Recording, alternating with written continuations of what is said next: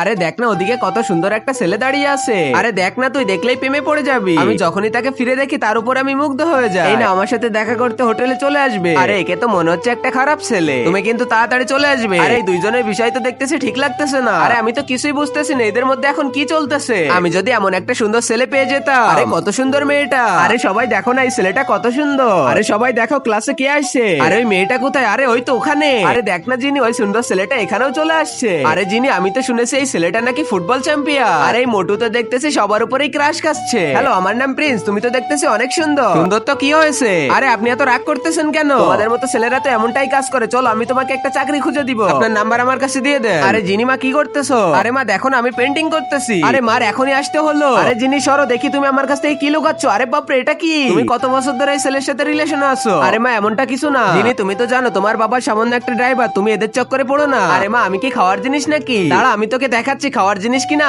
আরে মা সরি মাফ করে দাও এমন ভুল আর কখনোই হবে না। জিনি তুই ওখান থেকে এখনই নিচে আয় আর এখনই এসে ওই ফটোগুলো ডিলিট কর। আর আগে মহান আল্লাহকে তুমি ভালোবাসলে লাইক এন্ড সাবস্ক্রাইব করে দাও। আর পার্ট 2 দেখতে চাইলে অবশ্যই কমেন্টে পার্ট 2 লিখো।